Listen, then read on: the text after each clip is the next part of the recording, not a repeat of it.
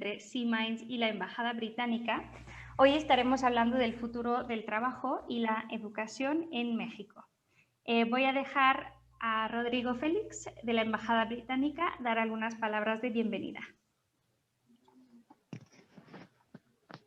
Muchas gracias, Claudia. Muy buenos días a todas y a todos los asistentes, panelistas y organizadores. Pues su participación enriquecerá esta discusión. El impacto de la inteligencia artificial está presente en avances tecnológicos en todos los ámbitos del desarrollo humano, desde la salud hasta la educación. Y preparar a la población para que estos cambios sucedan debe ser una prioridad pública. Esto se ha hecho más tangible en la nueva realidad, que nos deja claro que para asegurar que un mejor futuro, todo depende de qué tan preparados estemos para brindar las herramientas necesarias y para poder enfrentar los retos o aprovechar las oportunidades e identificar los usos de las nuevas tecnologías en cuestiones de política pública y mercado. Experiencias internacionales como la del Reino Unido, al renovar su estrategia industrial, sirven de referencia sobre cómo la corresponsabilidad de actores en la generación de estrategias en temas como el uso de nuevas tecnologías, el trabajo y la educación, deben de poner a la población al centro de toda esta discusión. Esta estrategia incluye la colaboración de personas expertas de todos los sectores, tanto público como privado, la academia y el sector social, en 5 prioridades, que son personas, ideas, infraestructura, ambiente de negocios y comunidades. Esto generó un plan de trabajo enfocado en programas, procedimientos, leyes y regulación que permiten actualmente aprovechar los retos y las oportunidades en un nuevo contexto económico. Esta estrategia considera al individuo como parte principal de un sistema que impacta la productividad y el desarrollo económico nacional.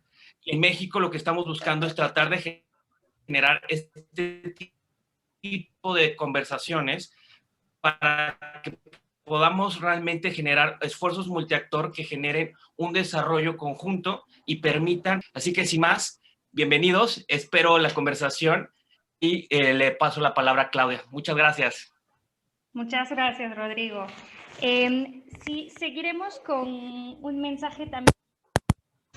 Perdón, se me desconectaron los audífonos. Con un mensaje por parte de Amy Clemichov, de la Embajada Británica. Adelante, Amy. Muchas gracias, Claudia, y gracias, Rodrigo. Y muy buenos días a todas y a todos. Mi nombre es Amy Clemichov y de verdad es un gusto saludarlos el día de hoy. Es un gran honor para mí y para la Embajada poder apoyar en la generación de espacios de discusión en temas tan importantes para todos como es el futuro del trabajo y la educación, la inteligencia artificial y nuevas tecnologías. Como sabemos, la pandemia nos ha cambiado la vida a todos y sus impactos no solo sanitarios, sino económicos y sociales se sentirán durante mucho tiempo.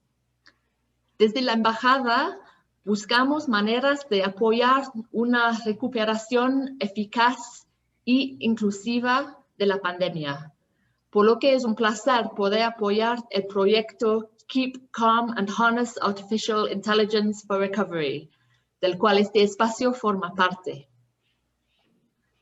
A través de la historia, la forma en la que trabajamos ha cambiado gracias a momentos clave.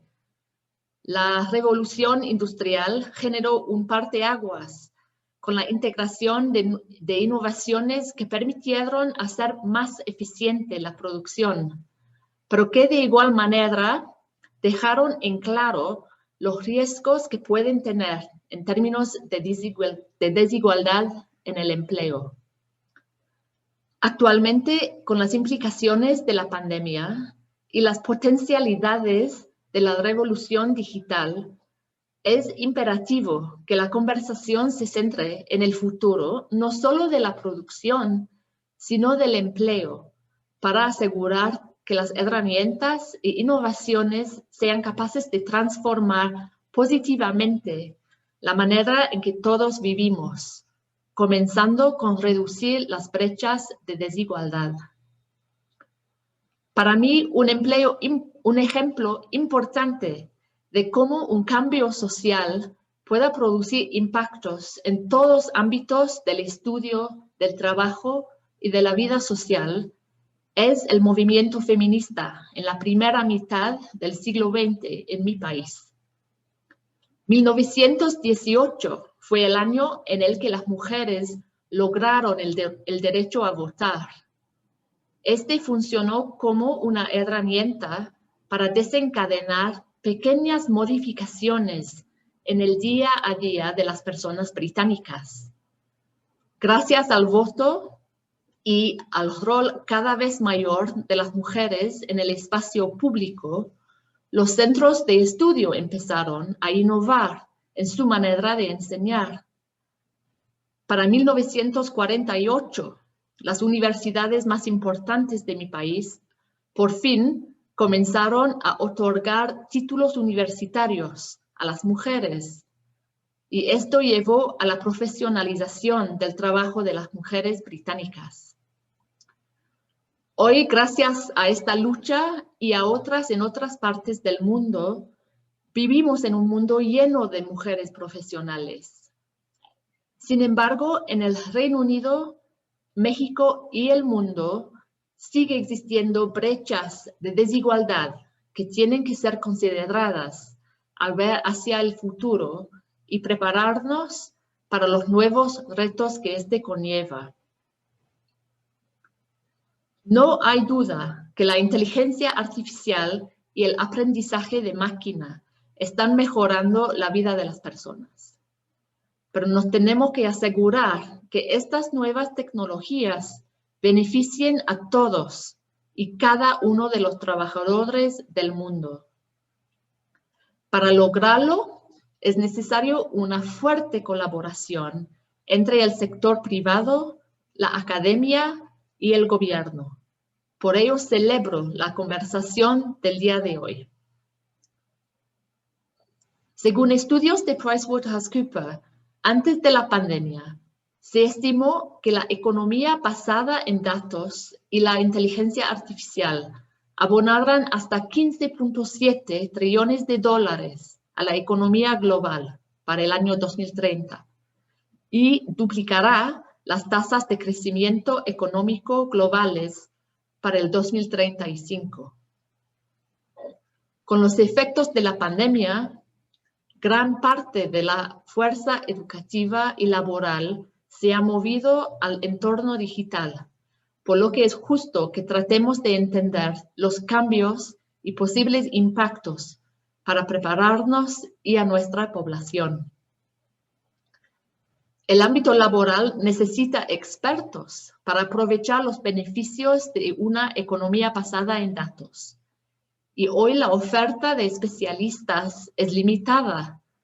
Se requieren acciones concretas para asegurar que se formen técnicos y profesionales con las habilidades digitales que la industria necesita. Las tecnologías exponenciales abren grandes oportunidades para los trabajadores y las pequeñas y medianas empresas. Las tareas rutinarias automatizadas permiten que las personas se ocupen en tareas más especializadas y complejas. Aunque esto tiene el potencial de fomentar la creatividad humana y la innovación, impulsando la economía, también se traduce en grandes retos para ciertos sectores laborales. Es por ello que es sumamente importante poner a las personas al centro de la conversación para identificar juntos las mejores rutas de acción.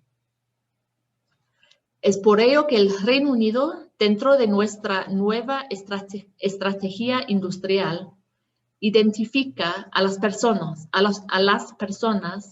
como el factor principal a desarrollar e invertir para lograr un crecimiento incluyente de la economía digital. Estamos trabajando con todos los actores involucrados y nuestros aliados internacionales como México para moldear el futuro del trabajo. Para cerrar mi intervención, Solo quiero mencionar que el equipo de la embajada, liderado por Rodrigo y Carlos, siempre está abierto a abrir espacios de cooperación y sumar esfuerzos para compartir experiencias y aprender juntos sobre los retos comunes y generar mejores estrategias para el futuro. Les deseo a todas y todos mucho éxito con los esfuerzos en esta área y una discusión muy fructífera. Muchísimas gracias. Muchísimas gracias a ti, Amy, por esta intervención. Gracias, Claudia. Excelente. Pues antes de pasar a la presentación de diferentes perspectivas y casos de uso, nada más quería aprovechar para presentar el Ion Resilience Lab de C-Minds, donde nos dedicamos a crear, a apoyar a personas e instituciones a volverse a prueba de futuro, to future-proof people. Y en este caso, pues justamente hablando del futuro del trabajo y la educación, cómo podemos garantizar que las personas tengan las habilidades necesarias, tanto desde el lado educativo que del lado industrial, para justamente avanzar en dirección de este futuro que cada vez viene más rápido, ¿no? Con esta pandemia vimos una aceleración enorme en la digitalización de las escuelas, de los trabajos. Esto significa un cambio todavía más radical de lo que pensábamos antes en cuanto a la manera que enseñamos y la manera que podemos, ya una vez adultos y ya no en el cursus de educación tradicional, cómo podemos actualizar nuestras capacidades. Entonces, sin más, quisiera cederle la palabra a Silvia Velasco, que nos va a hablar de un programa que tienen desde la Embajada Británica llamado Skills for Prosperity, o Habilidades para la Prosperidad. Silvia, ¿quieres compartir pantalla o nada más estás hablando? Gracias, Claudia. Sí, ¿puedo compartir pantalla? Perfecto, por supuesto.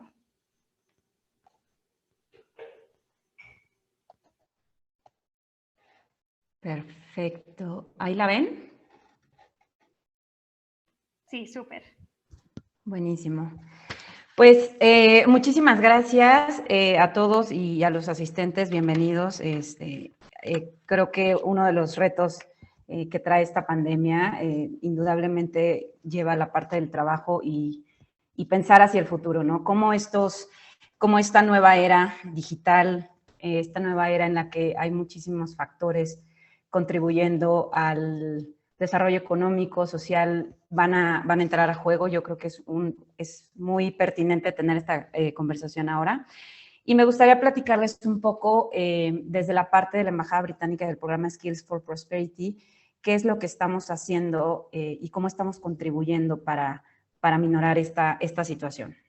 Y un poquito platicarles antes, solo para platicarles un poco el contexto. Yo creo que muchos de ustedes ya lo saben, pero en México tenemos cerca de 9 millones de estudiantes que están en la educación media superior y superior. Muchos de ellos no necesariamente siguen su camino hacia la universidad. Muchos estudiantes de bachillerato saltan inmediatamente al mercado y los que están también en la universidad, bueno, cuando saltan, se enfrentan a retos súper fuertes. Su desempleo en los jóvenes es 3 veces más grande que en los adultos. La informalidad en los jóvenes es 1.5 veces más alta que en los adultos también, y su inactividad es altamente preocupante, ¿no? El 20% de los jóvenes no trabajan y no estudian. Y lo que entendemos en la Embajada Británica es que hay muchas brechas para facilitar la inserción de los jóvenes de la educación al empleo. Una de ellas sabemos que es el acceso a la información, porque hay una desarticulación entre las aspiraciones y la realidad del mercado, ¿no? Es darle esta información a los estudiantes, a los jóvenes, sobre qué es lo que está demandando el mercado laboral, cuáles son los sectores productivos, hacia dónde van las tecnologías. También entendemos que hay una desconexión entre habilidades técnicas y socioemocionales. ¿Por qué? Porque muchas veces se pierde un poco este hilo entre, hace un momento Carlos mencionaba la importancia del efecto multiactor, y esta falta de comunicación que existe a veces entre empresas, industrias y escuelas genera una fuerte desconexión entre las habilidades que los jóvenes tienen Y también está la rotación en el proceso de autoconocimiento profesional, ¿no? La orientación vocacional se vuelve clave para los estudiantes porque les ayuda a poder definir un poco más y con mayores herramientas qué es lo que esperan en su futuro, hacia dónde quieren dirigirse y evitar un poco que estén cambiando continuamente de trabajo. Dicho lo anterior, les quiero platicar que, bueno, conscientes de esta situación, desde la Embajada Británica se creó el Fondo para la Prosperidad desde 2013, pero este Fondo para la Prosperidad tiene una componente en educación y habilidades. Y esta componente lo que busca es atender la desconexión entre habilidades por parte del sector laboral y el sector educativo e incrementar el número de jóvenes con habilidades técnicas y vocacionales para el empleo y el emprendimiento. Como mencionó Amy, también queremos garantizar el acceso equitativo de mujeres y hombres a una educación técnica y profesional, pero queremos eliminar las disparidades de género. Queremos garantizar que todas las personas con cualquier tipo de situación, mujeres, jóvenes en situación de vulnerabilidad, puedan accesar a más y mejores empleos. Y como lo mencionaba hace un momento, pues sabemos que la educación y la productividad deben de estar sumamente conectadas, ¿no? A pesar de que ha habido ha habido una creciente escolaridad, esto no se ha reflejado en un mayor desarrollo económico ni en una productividad laboral.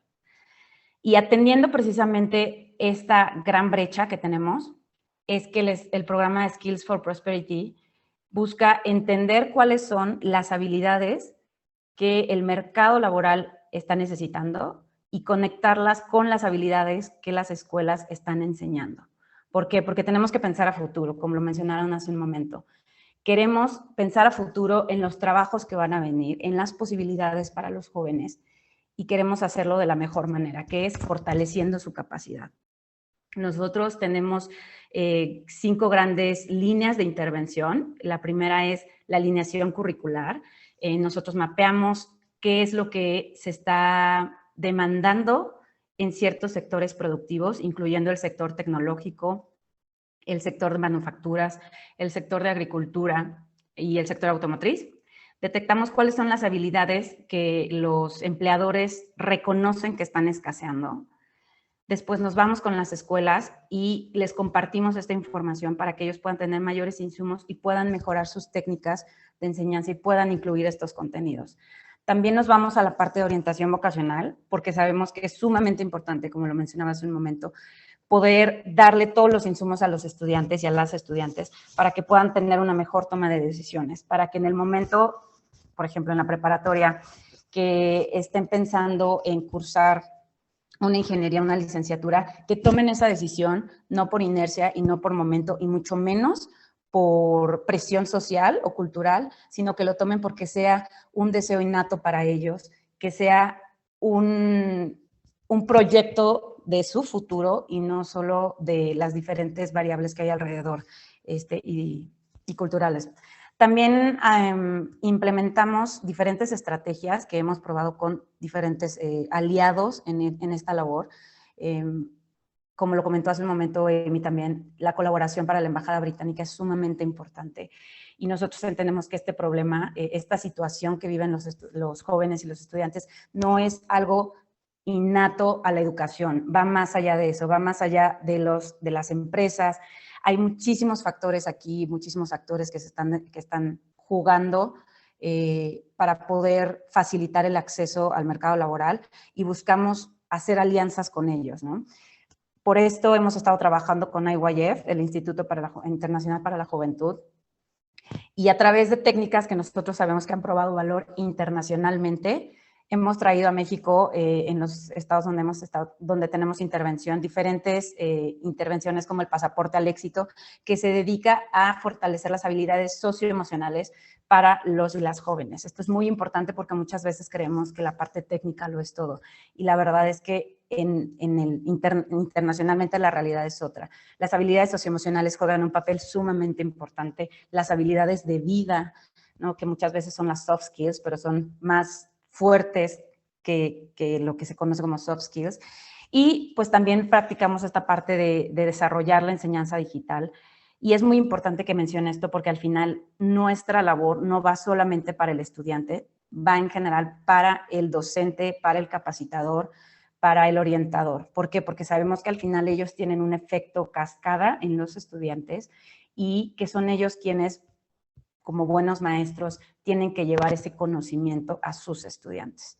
Y finalmente también nos vamos por la parte de fortalecimiento de prácticas profesionales y la vinculación laboral. Esto es súper importante también. Muchas escuelas en México, públicas o privadas, tienen muchos retos en la parte de vinculación laboral, no porque no puedan o porque no quieran, sino porque la capacidad les rebasa y porque muchas veces buscar este diálogo y esta conexión entre el mercado y la escuela no es tan fácil. Entonces buscamos también asesorarlos en esta vinculación laboral, en cómo poder posicionar a los jóvenes con prácticas, con proyectos de aprendizaje que puedan ser in situ, fuera del salón. Y transversalmente trabajamos sobre la equidad e inclusión, no solamente desde la escuela, sino también desde las empresas. Con las empresas con las que estamos colaborando, hacemos mucha labor de salvaguarda, que es reducir la violencia de género, hacer espacios seguros dentro del ambiente laboral. Y esto es muy importante porque muchas de las actividades productivas o los sectores productivos están sesgados hacia los hombres, ¿no? Las llamadas STEM. Desafortunadamente ahora, por el momento, porque creo que esto va a cambiar firmemente en un par de años y habrá más mujeres en estas áreas, pero por ahora hay muchísimos hombres en ese terreno y no se han generado políticas para hacer espacios seguros para las mujeres que quieren acceder a ingenierías o a áreas de ciencia y tecnología, ¿no? Entonces, nosotros trabajamos con las empresas para poder facilitar esto, para poder hacer espacios seguros, pero también con las instituciones, con las escuelas, para reducir la violencia de género, la violencia escolar.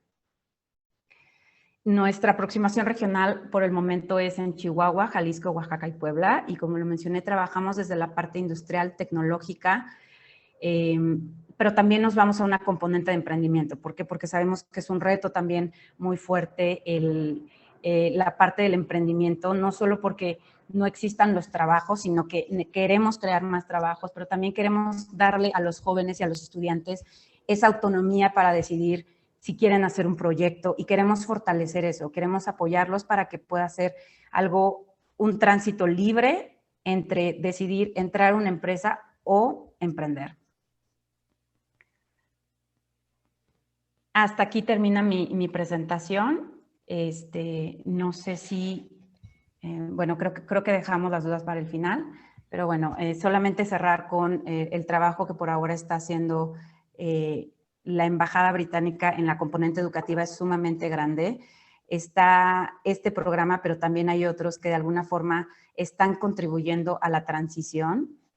Y pues nada, queremos fortalecer el diálogo, queremos fortalecer la colaboración, queremos poner a los jóvenes en el centro, pero también siendo muy conscientes de que hay muchos factores alrededor, ¿no? Y para que ellos puedan tener una prosperidad en la parte profesional, tenemos muchos alrededor de ellos que ponernos de acuerdo para abrirles camino. Muchísimas gracias, Claudia. Muchas gracias a ti por esta presentación y por hablar del trabajo tan importante que están realizando desde la Embajada Británica. Si puedes dejar de compartir tu pantalla. Pasaremos a la presentación de Carlos, que está trabajando en un proyecto desde la Universidad de West Virginia, como parte del equipo de Safe Savage, si la conocen, en un proyecto de capacitación digital de obreros e inmigrantes. Y más bien dejaré que Carlos les hable de esta iniciativa. Efectivamente, las preguntas las dejamos al final. De hecho, para todas las personas que nos están viendo por Zoom, por favor, dejar las preguntas a lo largo de la presentación y no dejarlas para el momento en la que estaremos atendiendo preguntas y respuestas. Gracias. Adelante, Carlos. ¿Qué tal? Muchas gracias. ¿Sí están viendo la presentación? Sí, perfecto. Perfecto, muy bien. Pues antes que nada, muchas gracias por la invitación. Es un gusto estar aquí y ver pues todas estas iniciativas tan interesantes que se están haciendo en el futuro de trabajo. Bueno, me presento rapidísimo. Soy Carlos Toxtley, soy investigador en West Virginia University y formo parte del Civic Innovation Lab de la UNAM. Y vamos a hablar un poquito de este caso de uso que implementamos con la Secretaría de Relaciones Exteriores para la capacitación en la tecnología y en la parte de crear obreros digitales y en los migrantes. Entonces, es un proyecto interesante y vamos a ver un poquito de los resultados que hemos tenido desde academia interactuando con gobierno. Bueno, la inteligencia artificial definitivamente llegó para quedarse, ¿no? Este tipo de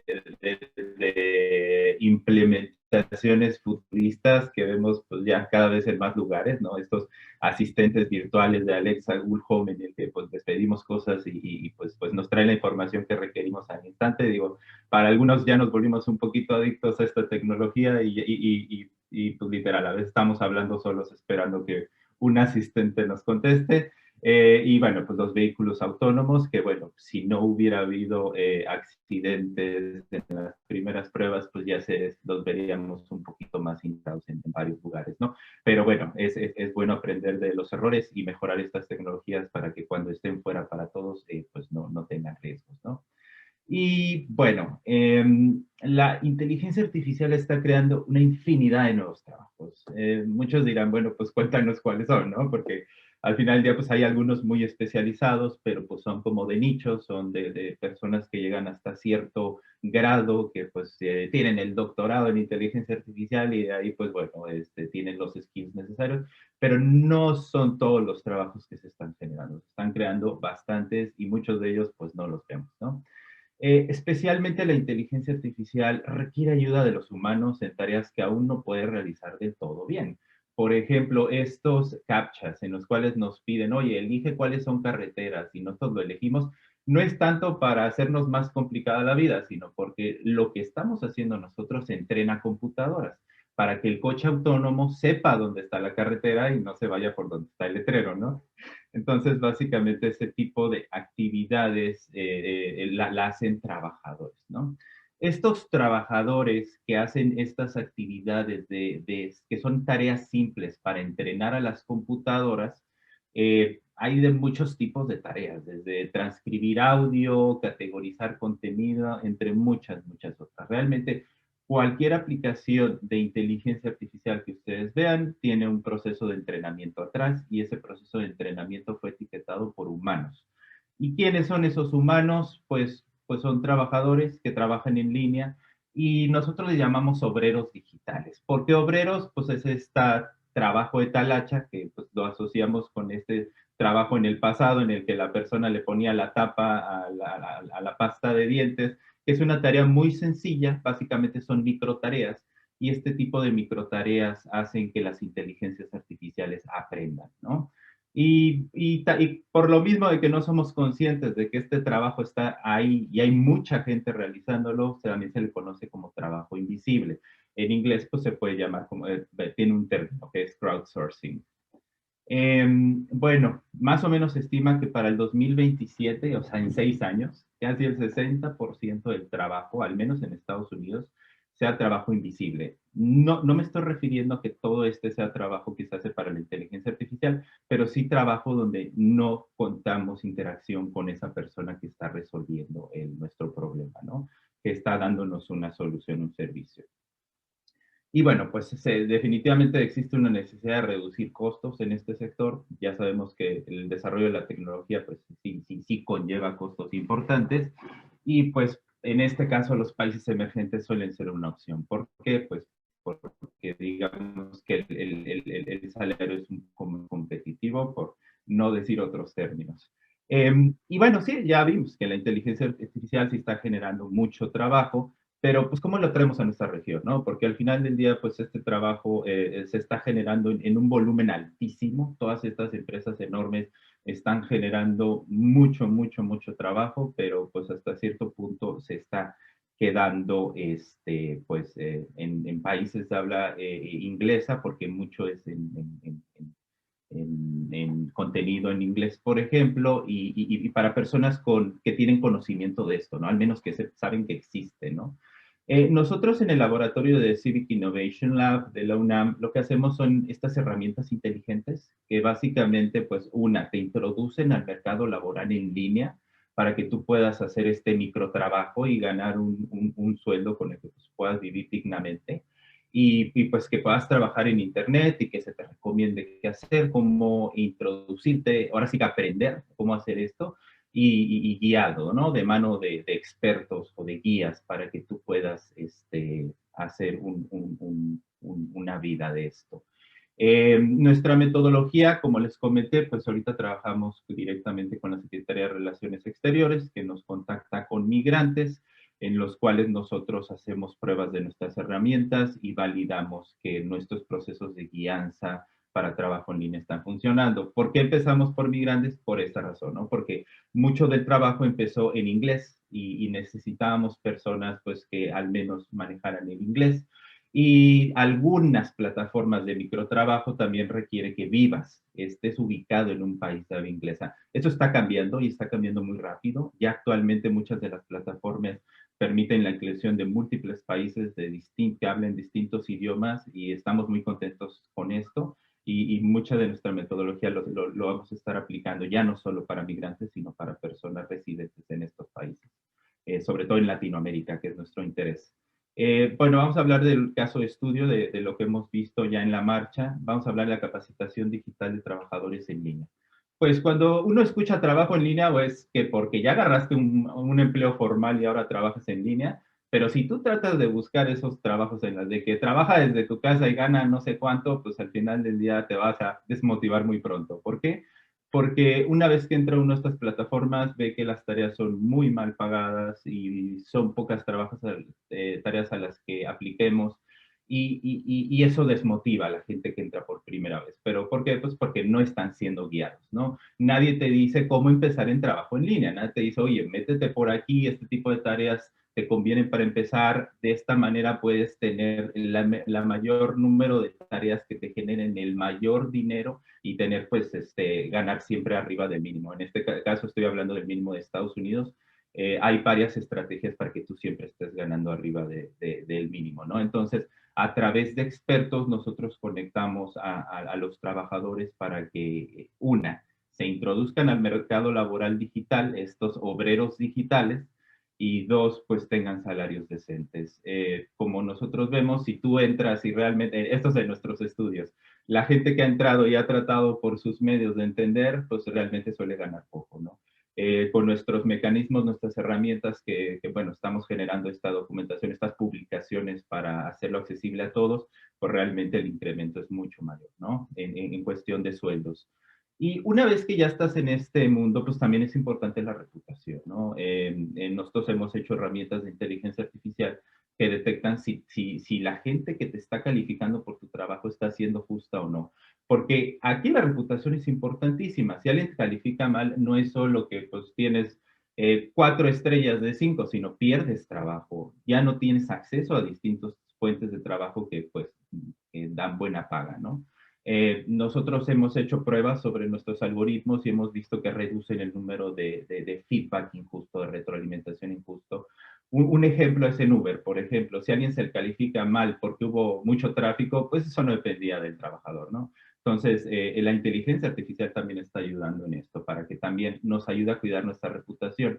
El otro caso de estudio que quiero presentar es qué pasa si habilitamos la economía colaborativa al alcance de todos. ¿A qué me refiero con esto? A que realmente cualquiera puede tener el Uber de lo que quiera, ¿no? Uso la palabra Uber para que quede más claro, ¿no? Si yo quiero tener una plataforma en la que se paseen perros, yo puedo conectar a las personas que pasean perros con los que lo requieren, pero pues si quiero crear esa plataforma necesito saber mucho programación, ¿no? Aquí lo que hicimos es una plataforma donde solo configuras y con eso pues ya tienes tu app, la gente se puede bajarla, instalarla, conectarse y habilitar productos y servicios y crear nuevos modelos de negocio, ¿no?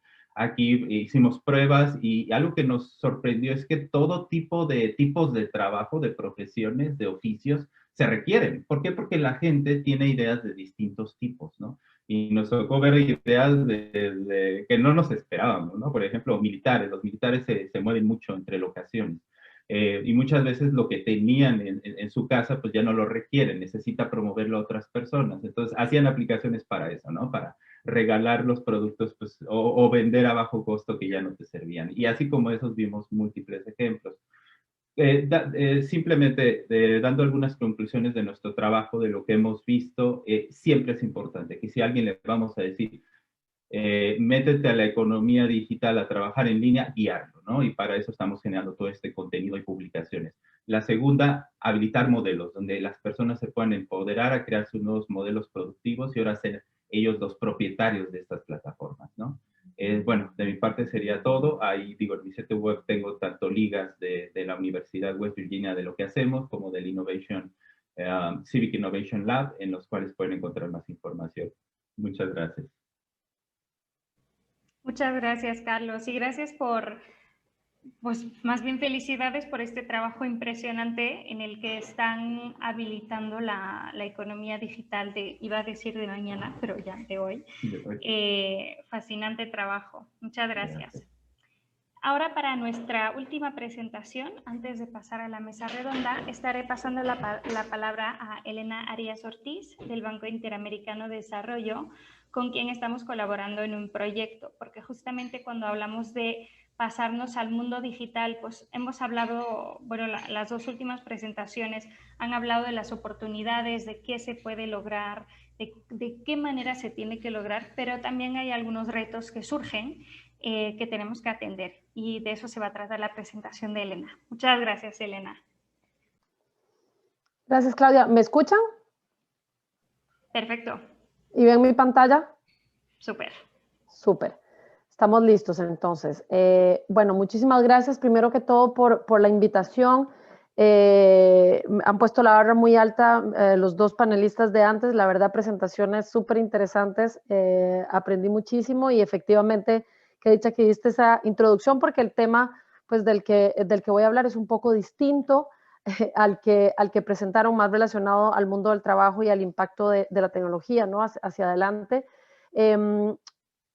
Brevemente les voy a comentar yo más bien sobre un aspecto de esta aceleración digital acelerada que estábamos ya de cierta forma viviendo en el sector educativo previo a la pandemia, y que pues a lo largo del último año se ha acelerado de forma aún más dramática, y esto pues tiene muchísimos aspectos positivos, perdón, como hemos visto que la tecnología, y ahora voy a comentar un poco de eso, lo que ha permitido hacer con respecto a la continuidad educativa, pero también conlleva ciertos pues riesgos y pone traen también nuevos desafíos para los gobiernos. No, me voy a enfocar más en una perspectiva regional, que es, como lo comentó Claudia, el enfoque del trabajo que estamos llevando a cabo con Siemens. Entonces, quisiera empezar nada más brevemente por, digamos, un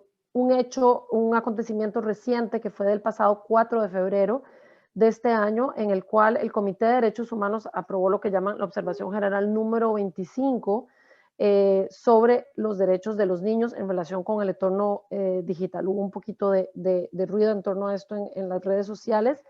Entonces, ¿por qué? ¿Y por qué es un hito y por qué lo quiero comentar con ustedes hoy? Bueno, lo que básicamente esta observación general implica, digamos, es que los derechos de los niños deben ser respetados tanto en el mundo real pero también de la misma forma o con la misma prioridad con el mundo en línea, con el mundo virtual. Y esto, de cierta forma, responsabiliza a los gobiernos para poner medidas que hagan respetar sus derechos también en Internet.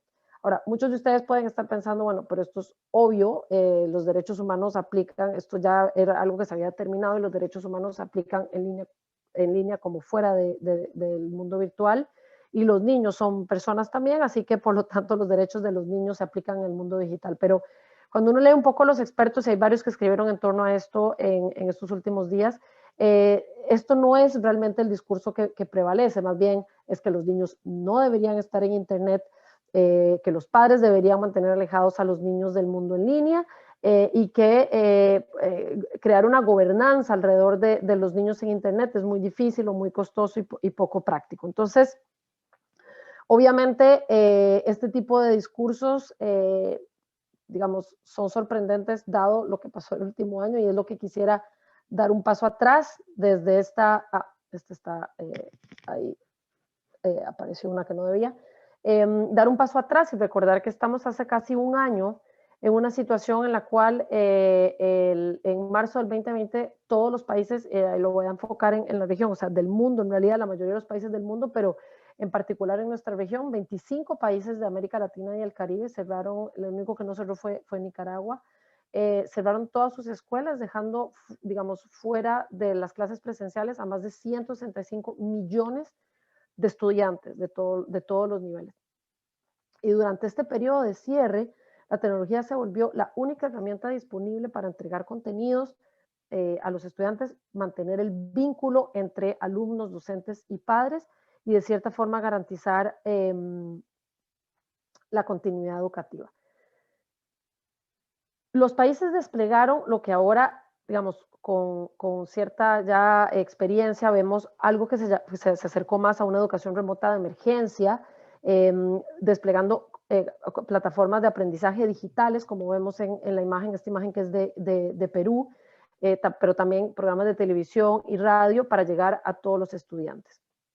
Los docentes y directores, digamos administradores, tuvieron de la noche a la mañana que realmente trasladar sus funciones al mundo virtual, al mundo digital, y a pesar de que sabemos existían importantes brechas en el acceso a los materiales tecnológicos, la realidad es que los niños y todos los que tenemos aquí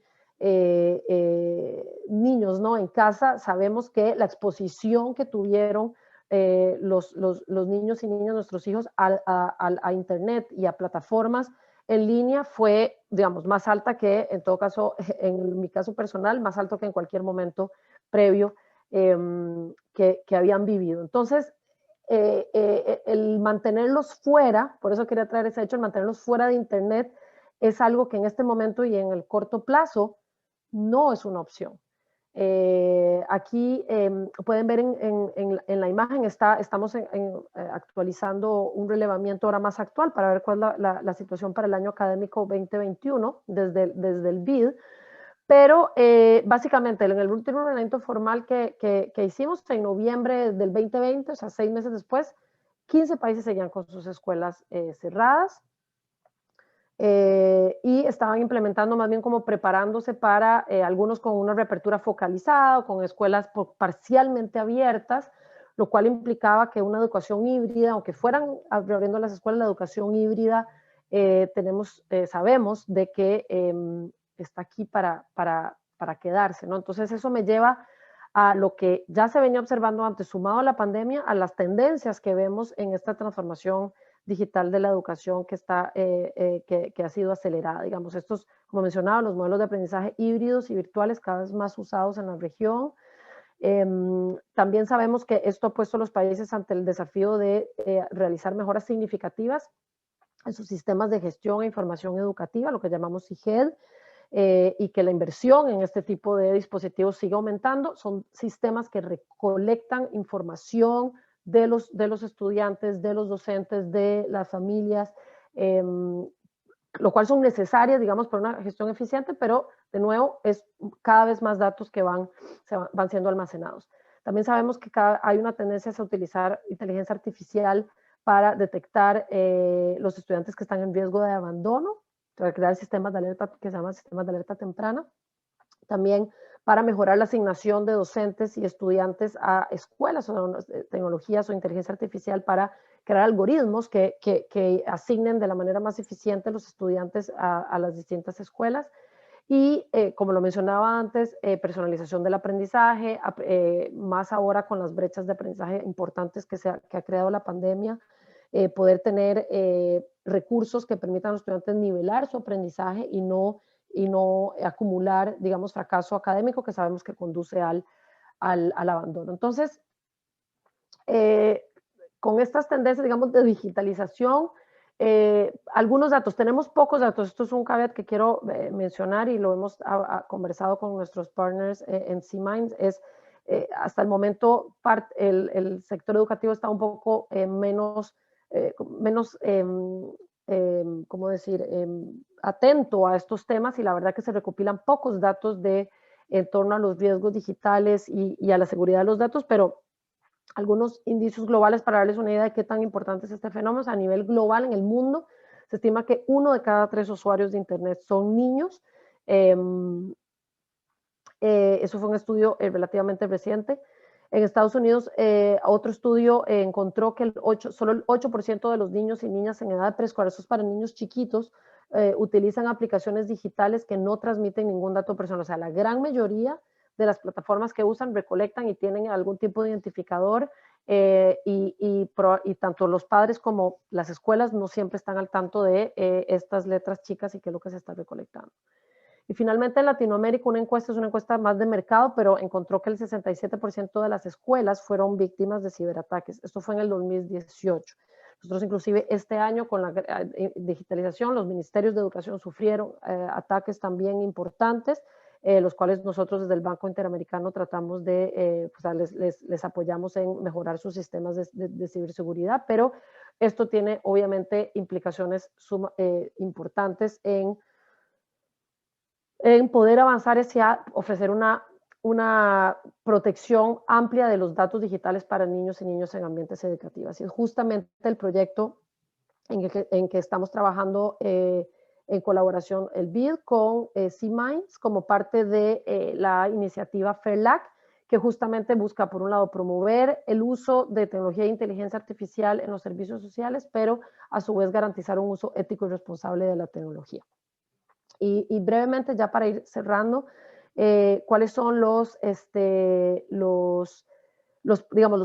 grandes productos que esperamos tener de este proyecto. Es primero una guía práctica, una guía bastante corta que pueda servir como un repositorio de cómo garantizar un uso responsable y ético de los datos en los niños y niñas y estudiantes de América Latina y el Caribe en el uso de plataformas digitales.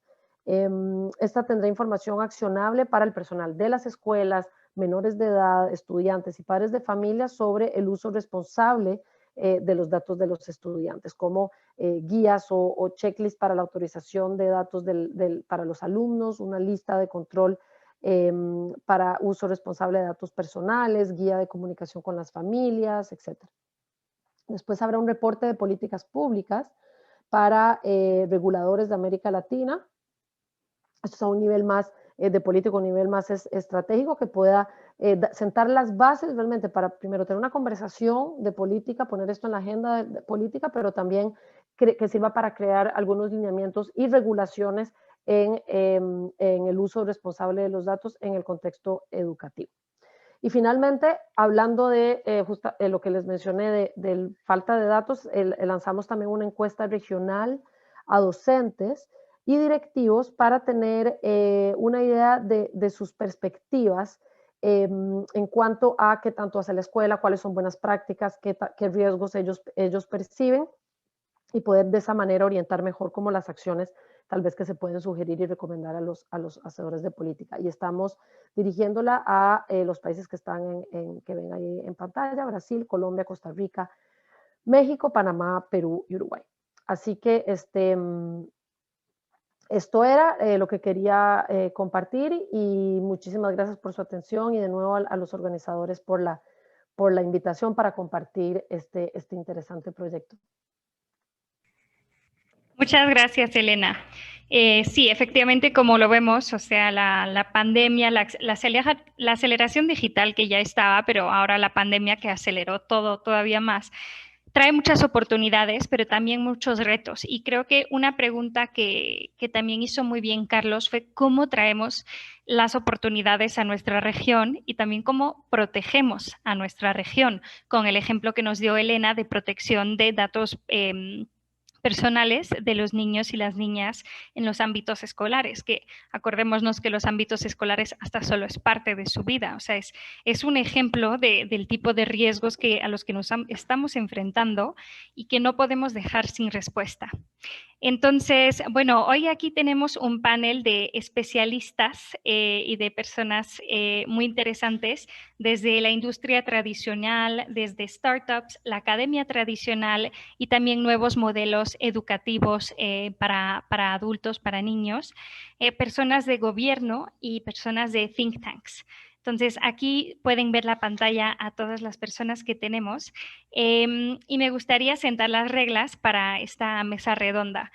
Queremos que todos participen, queremos que todos den su opinión, entonces les vamos a pedir intervenciones bastante cortas, bastante concisas, de 2 minutos. En cuanto les queden 10 segundos, yo les voy a avisar 10 segundos. Y sí, la idea es hablar en torno a los retos que nos enfrentamos y aterrizarlo muchísimo a México. Y creo que va a ser interesante tener todas esas diferentes perspectivas, cuáles son los planes a futuro, cómo podemos ir mejorando lo que ya estamos haciendo bien desde todas nuestras trincheras y qué retos faltan abarcar. Entonces, me gustaría abrir el micrófono para que quien quiera empezar con una observación, un comentario, pueda. Roberto de la OCDE ya levantó la mano. Entonces, empezamos con Roberto. Si alguien quiere hablar después, me pueden hacer una señal. Perfecto. Uy, déjenme apuntar. Guarden la mano levantada los que quieren seguir mientras empezamos con Roberto. Muy bien, gracias Claudia. Un gusto de verdad el poder compartir con ustedes. Es una magnífica iniciativa que lidera junto con la propia embajada, con Rodrigo también. Un saludo, Rodrigo. Miren, es lo más pertinente, ¿no? Es expandir esta discusión sobre la educación y el futuro de trabajo en México en momentos en los cuales yo diría el llamado es de absoluta y contundente urgencia. Por varias cosas. Primero, porque efectivamente incluso la pandemia ha ahondado todavía de manera muy grave las desigualdades y los problemas de falta de inclusión o el reto de la inclusión en la educación en México. Por otro lado, desde el lado del empleo, el impacto en el empleo ha sido espeluznante, diría yo, ¿no? Poniéndolo de manera enfática. Porque pues efectivamente no solamente se perdieron empleos, se destruyeron empleos en México, sino que además nunca como ahora hemos visto más de manera tan evidente las, digamos, falencias estructurales que hay en México, como por ejemplo el tamaño del sector informal, la precariedad del set o conjunto de destrezas, habilidades y competencias de la población en edad de trabajar. El otro aspecto estructural es que pues ya llegó a su cúspide el muy mencionado y debatido bono demográfico, y a partir de este año México empieza a desandar en la pirámide demográfica etaria, es decir, la población ya no va a ser lo joven que era en las décadas pasadas, y entonces eso tiene consecuencias. Significa que se está desperdiciando el mejor momento en el desarrollo de nuevo talento. Y en ese sentido, nunca como ahora es urgente dotar a la población de las habilidades, competencias y destrezas que definen el tablero de quién gana y quién pierde en la economía global, hablando de competencias digitales. A ese respecto, la OCDE tiene evidencia tanto por el lado de la prueba PISA, que es ya mundialmente muy conocida, aplicada a la población joven de 15 años, y también la otra prueba que se aplica a la población en edad de trabajar de los 16 a los 65 años, que se llama PIAC, la prueba internacional de destrezas y habilidades de la población adulta. Y lo que revela sobre México es también muy preocupante. Refleja por un lado que en el nivel 0, el nivel de mínimas competencias digitales en ambientes informatizados, por el lado del mercado laboral, cerca de la mitad de toda la población entre 16 y 65 años en México carece del nivel que le haría pasar del 0 al primer nivel de competencias digitales básicas. Entonces, esto nos revela, pues, la magnitud monumental del desafío de llevar o sacar más bien del analfabetismo y digital a una mitad de la población que está en edad de trabajar, producir y llevar adelante la economía. Eso por un lado. Y por el otro lado, desde la prueba PISA, nosotros siempre vamos a subrayar la importancia estratégica hacia el futuro de cerrar brechas, cerrar la brecha de género. Entonces, con la prueba PISA nosotros vemos que es fundamental que no se excluya y que más bien se incluya a las chicas en esa cantera de talento que va a las profesiones STEM, de ciencia, tecnología, ingeniería y matemáticas. Y en eso nos hemos dado a la tarea en la OCDE desde México, haciendo un programa piloto a nivel global que se llama Niñas STEM Pueden, de la mano con la Secretaría de Educación Pública, para poder darles o acercarles a las chicas adolescentes en la etapa de la educación secundaria el ejemplo de mujeres exitosas en STEM, bajo la premisa que en algún momento mencionó la ex canciller Angela Merkel de Alemania, de que no se puede llegar a hacer lo que no se ve. Y ese es el caso de las chicas que, de acuerdo con la prueba PISA, se sienten inhibidas y tienen un problema de baja autoestima desde etapas tempranas para poder aventurarse en pues sí, a animarse a crearse un futuro exitoso profesional en empleos de alta calidad en las áreas de STEM. Entonces, por eso estamos ahora trabajando también con nuestros aliados de movimiento STEM, que ahora es movimiento STEAM, con A, de arte, para desarrollar un sistema de indicadores para poder monitorear el avance bajo la premisa de que no se puede mejorar lo que no se puede medir. Entonces, de hecho, en cosa de unos 20 minutos me tendré que salir de esta sesión disculpándome porque voy a otra virtual para presentar este nuevo sistema de indicadores STEAM que estamos elaborando, bueno, que está elaborando movimiento STEM, pero con nuestra opinión y nuestro coaching técnico. Entonces yo lo resumiría así, tiene que actuarse de manera muy en terreno, de abajo hacia arriba, sobre todo encerrar las brechas principalmente de talento de género para el futuro de las habilidades digitales. Y por supuesto otra clave que la OCDE ha descubierto es la importancia toral que tiene el concentrar esfuerzos en dotar de habilidades digitales a los docentes, porque los chicos no van a aprender solos espontáneamente si no tienen de la mano el acompañamiento de sus profesores y profesoras que deben de ser pues, digitalmente competentes. Entonces, yo diría que esas son las grandes, digamos, pautas que nosotros hemos identificado en el caso de México para poder, exacto, generar una masa crítica de población digitalmente apta para los empleos del futuro. Súper, muchas gracias, Roberto. Elena me comenta que también está en ese proyecto participando el BID, por lo que se tendrán que ir ambos en unos minutos. Pero muchísimas gracias por sus intervenciones y efectivamente la cuestión de género es un tema que sigue pervadiendo la creación de capacidades futuras y, bueno, en las escuelas, en los trabajos, definitivamente. Muchas gracias. Aquí tengo anotado a Lidia, Alberto, Ingrid y María Estela y después Pamela para los comentarios que siguen. Adelante, Lidia. Gracias, Claudia. Pues buenos días. De verdad que es un gusto saludarles. Sin duda, estos retos y oportunidades, como bien comentas, pues requieren este diálogo profundo ante la transformación tecnológica que estamos viendo y que sin duda tenemos que enfrentarlos juntos. La transformación digital precisamente en la educación, que sabíamos que era una gran tarea pendiente y que pensábamos que nos iba a llegar muchos años después, y bueno, en este caso en México, muchos más después, pues se ha acelerado. Y tenemos que fortalecer los cimientos para el futuro precisamente de la educación y del trabajo. Indudablemente, lo han comentado, la pandemia transformó la educación y esto implica nuevos retos para las instituciones educativas, ya que la educación debe ser más flexible y con mayor apertura. Y pues bueno, ha quedado al descubierto ante esta situación la brecha social digital. Me gustaría mencionar precisamente que en el ámbito rural las cifras son considerables, ya que los hogares que no cuentan con equipo de computación o que no cuentan con conexión de internet es muy alto.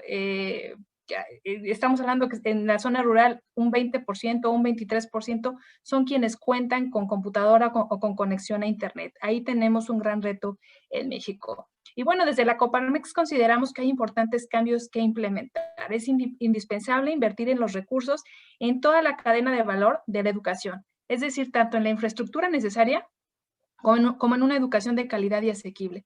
La educación y la enseñanza de competencias digitales permitirán a las empresas contar con este talento nuevo, adecuado, capacitado, que precisamente permitirá la creación de nuevas empresas que se basen en tecnologías de la información y de comunicación. Algo muy importante es flexibilizar el trabajo, no hacerlo rígido, y por eso hemos señalado que la subcontratación debe de regularse y de no prohibirse, ¿no? Esta flexibilización pues también implica una importante adaptación como se ha dado en estos momentos. Consideramos que es muy importante que para que esta estrategia funcione, es indispensable considerar 3 pilares. La productividad, es decir, que los esquemas de teletrabajo, de digitalización, no signifique una baja en la producción. Las condiciones laborales, es decir, una regulación específica y adecuada para el trabajo, y en este caso el teletrabajo, y la conectividad, que es algo muy importante, la cobertura de redes en Internet. Y pues esto también muy vinculado a la educación inicial, donde deben de proveerse las capacidades para que desde la infancia los niños tengan esta educación en temas digitales que se traslade en un futuro en la vida laboral. Algo muy importante también es con los gobiernos, que se tiene que dar la digitalización en todos los procesos administrativos y adaptarse precisamente a estos cambios que tenemos. Consideramos que es muy importante que las pymes sean quienes establezcan estas estrategias de digitalización. Hay que precisamente impulsar el emprendimiento digital nacional e internacional de las empresas, impulsar la proyección internacional del emprendimiento digital y nacional, y fortalecer el sector privado del capital privado para startups. Creemos que es muy importante esta apuesta que hagamos precisamente hacia las empresas digitalizadas. Hay grandes retos en este sentido, y pues bueno, me permito para que puedan participar mis compañeros. Gracias, Claudia. Muchas gracias, Lidia. Efectivamente hay muchísimos retos y me encanta que mencionaste tanto porque justamente tenemos aquí personas que nos van a poder hablar de cómo se está abordando la brecha de género, como Ana Karen, que tiene una startup. También desde gobierno nos podrá hablar María Estela de cómo lo están abordando y me encantará que en tus próximas intervenciones, Lidia, nos puedas hablar de un poco cómo la industria le está haciendo para estos temas de recapacitación, ya que somos adultos, pero también temas de cómo se aseguran colaborando con las escuelas, que desde la educación inicial se estén trabajando con las buenas capacidades. Y a todos también la duda es, pues, ¿cuáles son estas capacidades? De repente el saber utilizar una computadora es esencial, pero no todos, desafortunadamente en América Latina, en México más bien, tenemos computadoras. Pero bueno, sigue a Alberto de la UP, que nos podrá hablar un poco del enfoque de la academia más tradicional. Sí, muchas gracias por el tiempo. Pues bueno, yo retomar de manera muy particular temas muy importantes que tocó Silvia al inicio de esta sesión, en donde comentaba de la gran cantidad de estudiantes que tiene nuestro sistema educativo, y eso es una realidad. México, de hecho, es uno de los sistemas más grandes de educación que existen en el mundo, y me quiero referir específicamente al tema de educación superior. Al día de hoy, con cifras de algunos meses atrás, tenemos 3.6 millones de estudiantes en el nivel superior. Es una gran cantidad de estudiantes que están próximos a poder egresar y poder tener la posibilidad de agregar valor al sector productivo. Pero ese es un gran reto para nosotros porque justamente lo que comentaba Silvia, y lo retomo ahora, esta formación en habilidades y competencias para la vida y el trabajo es fundamental. Si bien las universidades lo que están haciendo, tradicionales y no tradicionales, es dotarles de conocimiento básico para poder entender los procesos de decisión en la vida cotidiana, también hace falta el ayudar a que ellos puedan tener esta generación de habilidades y competencias para el trabajo y la vida, es decir, no solo el trabajo, agrego, y la vida. Resiliencia, trabajo en equipo, tema emocional, es decir, hoy día nos enfrentamos todos los seres humanos que vivimos en este planeta a que no solo el conocimiento de cómo entender tu realidad te va a ayudar a enfrentar tu realidad, a enfrentar los problemas que tú tienes. También el tema de la inteligencia con la cual tú puedas razonar y entender cómo tus capacidades de la vida cotidiana van a hacerte fuerte ante esos retos, es lo que nos hace falta a nivel país en general y por supuesto el sistema educativo. Y uno de estos puntos quiero referir a algo que incluso deja al descubierto el reto mayor. se comentaba que eventualmente hay una escasez de perfiles que se demandan en el sector productivo, pero yo voy más allá. Hay cifras de diversos estudios hechos por el Banco Mundial, la propia OCDE, que señalan que el 40% de los egresados del nivel superior de nuestro país enfrentan un tema de subempleo. ¿Qué quiere decir esto? Que este 40% de personas que egresan de una universidad trabajan en muchos otros trabajos que no tienen que ver con el perfil académico con el cual se formaron. Ese es un tema gravísimo, porque estás hablando que invierte una persona, hombre o mujer, cerca de 5 a 6 años de su vida para tener una licenciatura, una ingeniería, y esto no obstante no le va a garantizar el que los conocimientos con los cuales fue formada puedan ayudarla a tener una empleabilidad 100% ligada justamente, como lo dice su nombre, a esta función que ella estudió, a esta capacidad de conocimiento que tiene para el trabajo. Y esto, por supuesto, también se contrapone con otra gran realidad. La otra realidad es que el sector productivo, las empresas te dicen que el 54% de la búsqueda de perfiles para ocupar puestos de trabajo no los logran ocupar. Es decir, por un lado, hay 40% de personas que egresan de una universidad que no hacen match con las necesidades del sector productivo. Y no obstante eso, aunque hay muchos estudiantes que están egresando ya a integrarse al campo laboral, las empresas te dicen, tengo una deficiencia en donde de 6 de cada 10 puestos que salgo a buscar, no los encuentro. Entonces, esto tiene mucho que ver con un tema, y con esto cierro, que también se comentaba, el tema de impulsar la cultura de emprendimiento es fundamental. Y también la cultura de acercamiento a la ciencia y a la innovación. La ciencia y la innovación es algo que nos han mostrado otros países, que es la base natural para poder tener naciones más fuertes, más desarrolladas. Tenemos una capacidad científica en el país enorme, pero no estamos enamorando a los jóvenes a que vean la ciencia y la tecnología como un elemento que puede darles una posibilidad mayor de crecimiento. Y finalmente, con esto concluyo, cuando nosotros no vemos al emprendimiento no como un tema de moda o como un tema cool, y tenemos, es decir, debemos de verlo como una pertinencia formativa transversal en las universidades, estamos condenando a que el egresado de una universidad tenga dos vertientes nada más. La primera es inevitablemente esperar a que le den un empleo asalariado y ver qué ocurre en esa vida laboral. Y la otra es que se inserte precariamente por su cuenta propia a emplearse, que no es emprendimiento, y eso es un tema que tenemos que abordar todas las universidades y el sector productivo para vincular mucho más el ámbito del trabajo con el ámbito formativo escolar. Muchas gracias. Gracias. Sí, efectivamente, muchísimos retos que atender. Un problema también de brain drain, ¿no? Donde los mexicanos, como dijiste, hay muchísimos excelentes científicos aquí, ingenieros, pero muchas veces terminan yendo a otros países. Y creo que este comentario como se liga perfectamente con la próxima intervención, que es de Ingrid Chávez, del Instituto Mexicano de Competitividad. Adelante, Ingrid. Muchas gracias, Claudia. Pues antes que nada, gracias por la invitación. Como bien ya mencionábamos, la pandemia ha sentado un precedente muy importante sobre la forma en la que concebimos el trabajo y la educación en todo el mundo.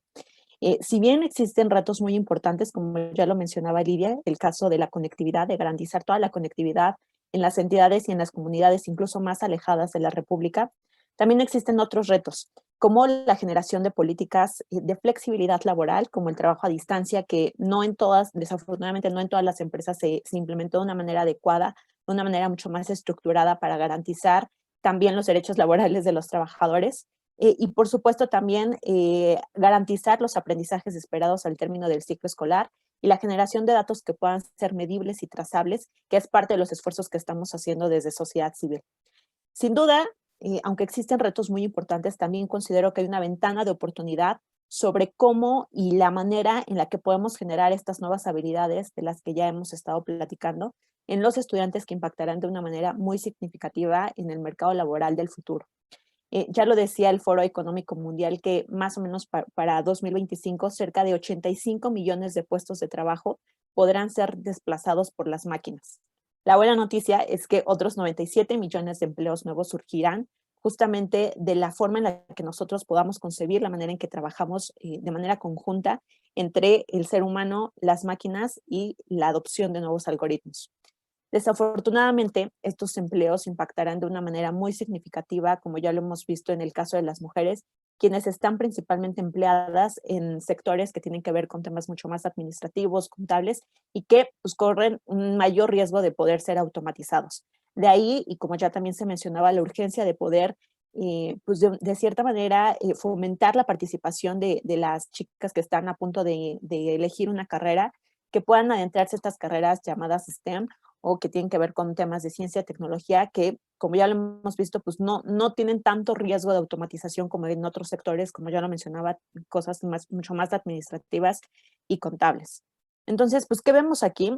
Por un lado, existe una corresponsabilidad y debe de existir una corresponsabilidad compartida entre gobierno y las autoridades. Del lado de las autoridades educativas, sin duda, tienen una gran oportunidad de poder replantearse la manera en que conciben los planes de estudio y que estos puedan responder a las exigencias actuales del mercado laboral. También hay algunos datos que menciona el FEM, en el que las habilidades mayormente valoradas por el mercado laboral para 2025 son estas que tienen que ver con el pensamiento analítico e innovador, con el aprendizaje activo, con la resolución de problemas y con la creatividad. Entonces, ¿qué estamos viendo aquí? Pues que hay una urgencia y hay una necesidad de poder implementar la manera en que se pueden desarrollar estas habilidades desde las escuelas, sin dejar de lado también la adopción de la tecnología, que sin duda esta crisis sanitaria pues ha puesto un poco más en contraste sobre la necesidad en que los niños y los jóvenes deben adoptar la tecnología en la manera en que aprenden, y no nada más que sea como una forma de responder a una crisis como ya lo estamos viendo ahora. Y por supuesto, como ya lo mencionaba en un principio, también esta responsabilidad debe de ser de parte de los empleadores, quienes requieren de una gran inversión en capacitación continua para sus trabajadoras y trabajadores. Nada más aquí para poner un poco en perspectiva, hasta 2018 el gasto público en capacitación y soporte de la fuerza laboral ha decaído principalmente entre los países que conforman la OCDE. Y del lado de los puestos corporativos, pues la verdad es que esta realidad no se ve tan alejada a lo que ya mencionaba. Entonces, ¿qué vemos aquí? Pues también que necesitamos de un compromiso constante del lado de los empleadores para generar políticas, como ya lo mencionaba, políticas de flexibilidad laboral en la que se conciba el trabajo a distancia y esta flexibilidad de horarios para sus empleados en toda la estructura de las organizaciones, y también la manera en que se pueden pues, concebir a trabajos mucho más operativos en esta nueva forma de trabajar. Ya nada más cierro mi comentario dejando esta urgencia y esta necesidad de poder implementar políticas y de poder aprovechar los talentos no tradicionales de los trabajadores de la mano de la tecnología, que no se vea como un desafío, sino como un aliado para el desarrollo personal y profesional del ser humano. Muchas gracias. Gracias, Ingrid. Y sí, efectivamente, la colaboración entre sectores va a ser esencial para lograr abarcar el reto presente y futuro. Y me encanta porque cada comentario que hacen pues se liga a temas que están viendo otras personas en esta mesa. Por ejemplo, hablando del rol del gobierno, sigue ahorita para hablar María Estela, que es subsecretaria de Educación en la Dirección General de Desarrollo Institucional. Entonces va a ser súper interesante escuchar este tema. Y también, Ingrid, hablaste de derechos laborales, donde Pamela, nos podrá hablar un poco de la perspectiva de los sindicatos, cómo está funcionando esto. Entonces, sin más, María Estela, adelante. Tiene el micrófono. Sí, me di cuenta, gracias. Un saludo primero para todos y agradecerles la participación en esta reunión que efectivamente nos abre un campo enorme, que nos faltan muchas horas para discutirlo, pero quiero comentarles que la Secretaría de Educación, Ciencia, Tecnología e Innovación de la Ciudad de México comparte profundamente tanto las perspectivas como las inquietudes y los retos que se han planteado en esta reunión. Voy a tomarlo de una manera muy general. En lo particular, yo me encargo de la educación básica. De manera general, les diría, la Secretaría ha desarrollado en estos 2 años una serie de instrumentos que nos permiten ir avanzando hacia una mayor integración de la ciencia, la tecnología e innovación, con un sinfín de proyectos canalizando la investigación y propiciando relaciones de formación y productivas con diferentes áreas industriales de la ciudad. esta es una enorme línea que les invito a que ingresen por favor a la página de SECTEI para que conozcan todos los proyectos que en este momento se están desarrollando. Uno de ellos muy importante es el complejo Ivallejo, ¿sí? En donde justo es esta idea de ir introduciendo una perspectiva de, digamos, no solamente de actualización, sino de proyección hacia este mundo digital de los procesos productivos en la Ciudad de México. Segundo instrumento es la Redecos, que es esta primera reunión de las universidades públicas y particulares de la ciudad para empezar a desarrollar algunos proyectos conjuntos de vinculación entre innovación, tecnología y no el empleo directamente como tarea fundamental, pero sí el desarrollo productivo de la ciudad. Desde ahí, todo un apoyo enorme para ir enfocando las desigualdades, que la pandemia lo que nos hace es revelar lo que ya traíamos. O sea, no es que haya creado nuevas desigualdades, sino que quienes no tenían desde siempre las condiciones, hoy enfrentan mayores dificultades. Entonces, lo primero que se hace es instalar el Wi-Fi gratuito para toda la población en todos los postes de luz. En esta idea de ir empezando, a lo mejor eso no resuelve todo el problema, pero por lo menos va poniendo algunos pilares para que esto pueda empezar a transitar. Nos falta muchísimo todavía, pero hay un ojo puesto ahí. Y por último, en el caso de la educación básica, estamos en coordinación con la Autoridad Educativa Federal de la Ciudad de México para que en cuanto tengamos oportunidad de regresar a clases presenciales, traemos un programa de formación STEM que se va a trabajar desde quinto de primaria.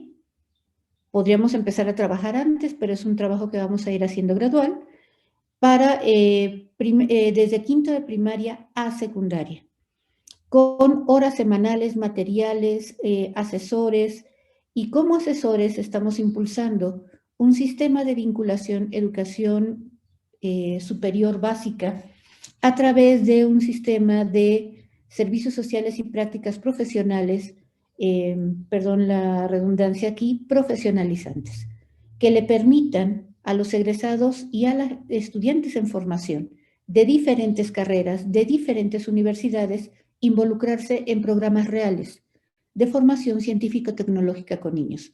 Son programas interdisciplinarios en donde la gente de ciencias, de ingeniería, de psicología, pedagogía, de filosofía, comunicación, etcétera, encuentran un espacio para ir empezando a trabajar.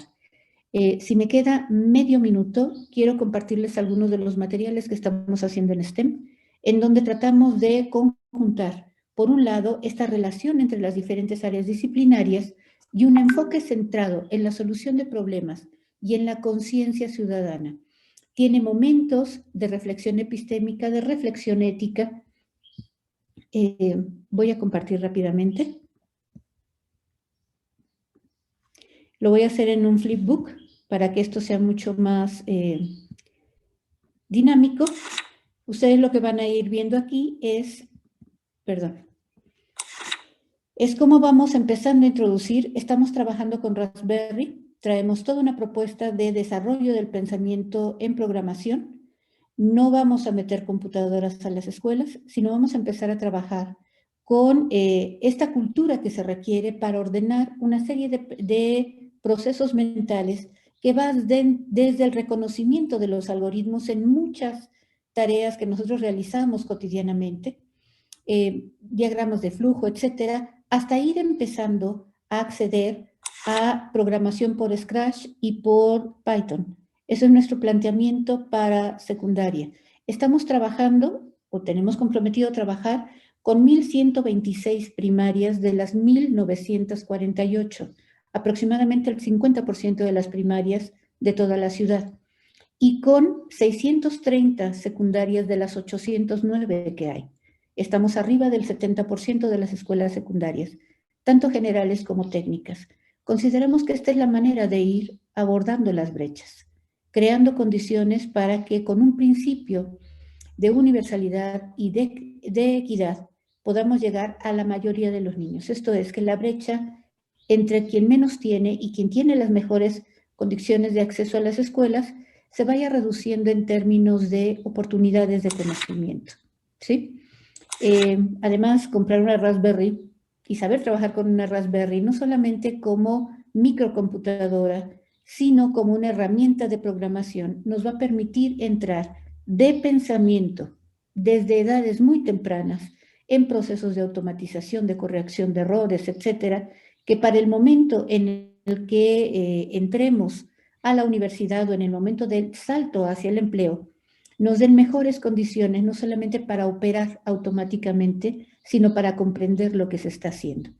Y tenemos una serie de temas en los que trabajamos: manejo del agua, efectos de los sismos. No solamente se trata de crear rutas de evacuación, sino de entender la manera como la ciencia nos va ayudando y desde ahí reflexionar, como lo van a ver por acá, estas secciones que se llaman diálogos con ciencia ofrecen oportunidades para pensar desde el punto de vista ético en cuestiones de justicia, de equidad, desde el punto de vista epistémico, en a qué le llamamos una causa, en la veracidad de las afirmaciones, a esto que le llamamos el pensamiento crítico y que en última instancia se traduce en una serie de habilidades y de hábitos de pensamiento que efectivamente tienen que ser formados desde edades muy tempranas. Solo una aclaración: la educación inicial es de 0 a 3 años. El preescolar comienza a partir de los 4 años. Gradualmente iremos avanzando desde aquí hacia siglos anteriores, pero nuestro plan en algún momento es poder introducir la iniciación en esta primera idea de la programación, como el armando bloques de acciones desde probablemente el primer grado de primaria. Se puede desde preescolar, pero ojalá nos alcance la vida. Desde aquí, pues agradecerles muchísimo la posibilidad de encontrar algún punto de contacto con compañeros de discusión como Alberto González. Me parece que hay mucha coincidencia en nuestro planteamiento con las preocupaciones que él ha expresado, también con Elena o con Roberto, ¿sí? Y voy a escuchar con mucha atención al resto de mis compañeros, porque me parece que tenemos muchas cosas sobre la mesa y lo que sigue es ponernos a trabajar juntos. Muchísimas gracias a C-Minds por esta participación. Muchas gracias por esta presentación. No dejo de compartir. Muchas gracias. Muchas gracias por esta presentación tan completa. Efectivamente, es importante abordar estos temas desde la edad más temprana, y más adelante nos hablará mi compañera Victoria de también otros retos, bueno, oportunidades, pero también retos, siguiendo un poco la plática de Elena, que nos esperan en cuanto a los niños y las niñas y la digitalización de sus actividades. En la lista tengo Pamela, Ana Karen, Victoria, Patricio y Silvia. Pamela, me va a encantar escuchar tu perspectiva acerca de, bueno, desde los sindicatos, de cómo están viendo esta transformación. Siento que también es un grupo que está un poco en declive a nivel internacional. ¿Cómo siguen siendo relevantes hoy? Claramente son un grupo muy necesario con los cambios que vienen. Me encantaría escuchar tu perspectiva. Bueno, pues muchas gracias, Claudia. Gracias a los organizadores de C-Minds por esta invitación. Yo soy consultora independiente para la implementación de la reforma laboral, específicamente en el eje de democracia sindical.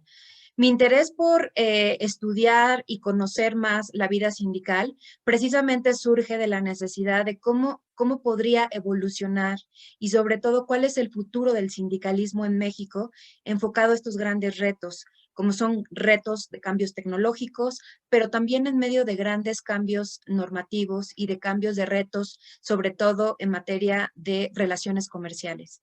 Es por eso que actualmente yo quisiera compartirles cuáles han sido los retos para romper las brechas precisamente de la visión que se tiene de las organizaciones sindicales.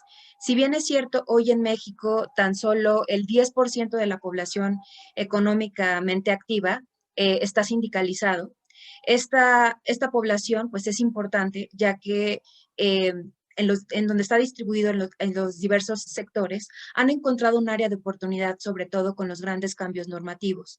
Actualmente México está pasando por una transición en el mundo laboral, en donde las organizaciones sindicales tienen obligación de tomar en cuenta a los trabajadores. La ecuación se cambia. Ya no nada más líderes o representantes de organizaciones sindicales son los que toman las decisiones, sino también los trabajadores. ¿Esto a qué nos ha llevado? Esto nos ha llevado a fortalecer el diálogo entre trabajadores, al reconocimiento de sus derechos, pero también a encontrar áreas de oportunidad, sobre todo para poder estar a la vanguardia y sobre todo al día de los retos que nos pone la realidad. Actualmente, yo tengo la oportunidad de trabajar en el área de investigación y elaboración de planes de estudio en un caso de éxito. Me refiero a la Universidad Laboral de México 4.0, que se ubica en el estado de Coahuila. Esta universidad es un vínculo entre, no solamente tradicionalmente, los vínculos eran entre universidades y empresas.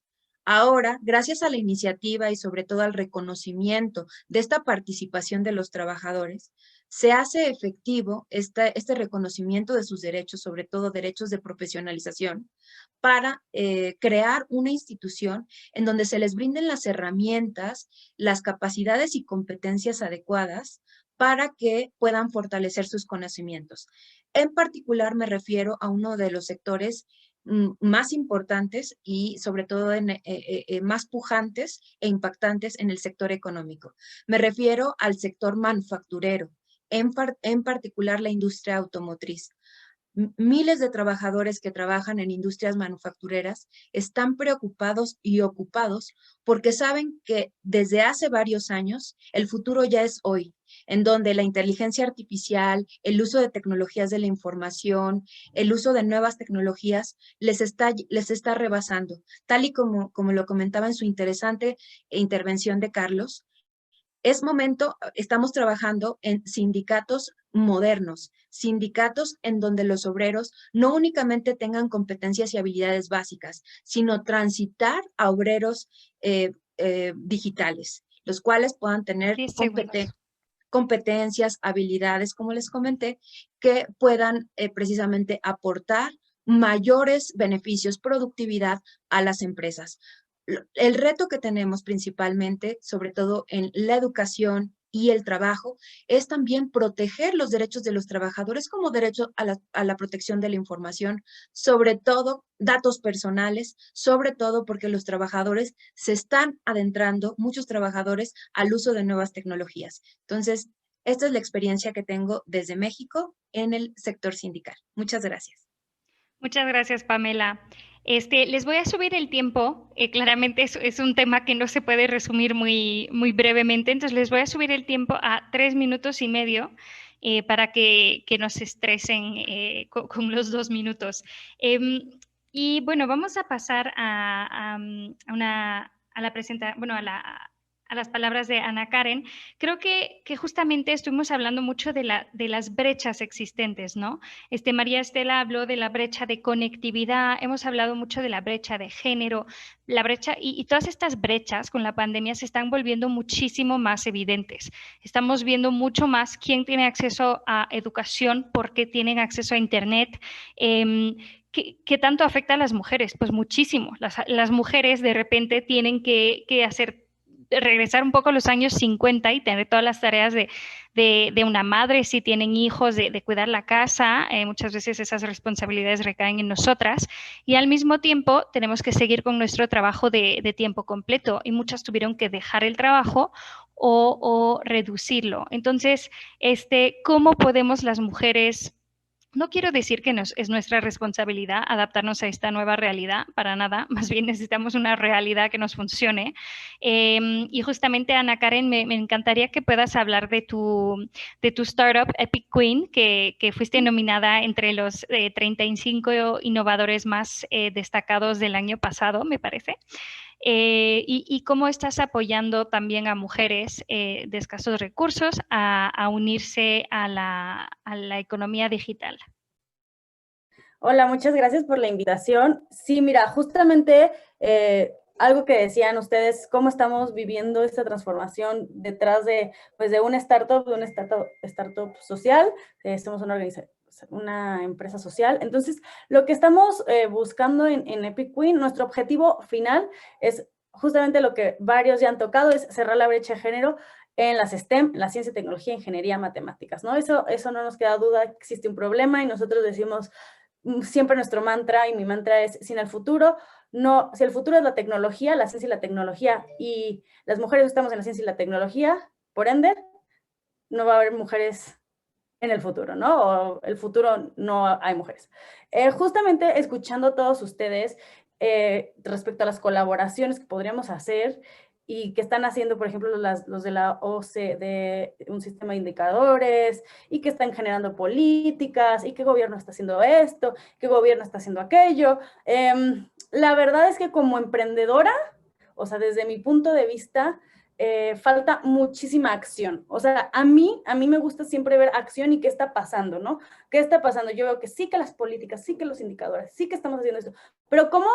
Y es una pregunta para todos, ¿cómo de verdad vamos a accionar más allá de la política? Y la otra es, bueno, o sea, nosotros en Epic Queen lo hacemos a través de diferentes programas, tenemos programas educativos, al público, que tienen normalmente un costo porque somos emprendimiento y esto es nuestro modelo de negocios, pero por otra parte estamos trabajando súper fuerte y de la mano con la UNAM. Ahorita estamos trabajando con chicas de preparatoria de la UNAM, tienen unos números en la UNAM de verdad que están empezando por ahí para llorar, y les voy a presentar, a ver si ojalá pueda presentar los números. Por ejemplo, estas son las carreras de ingenierías de la UNAM, ingeniería mecánica. De las personas que ahorita están estudiando, 90%, 90.9 son hombres.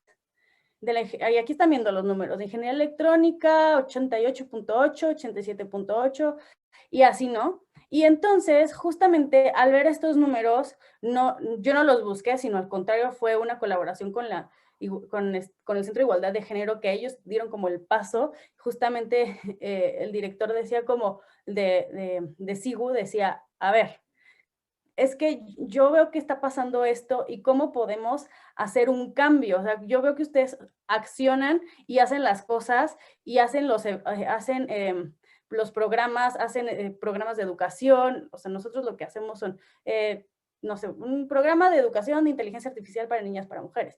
El de Data Science, o sea, en sí les enseñamos directamente y además las inspiramos. No se queda solamente en la parte técnica, sino que también en las habilidades soft, que eso tampoco, ya no me toca tanto hablar de eso porque lo entienden perfectamente, la importancia de las partes blanda a la parte técnica.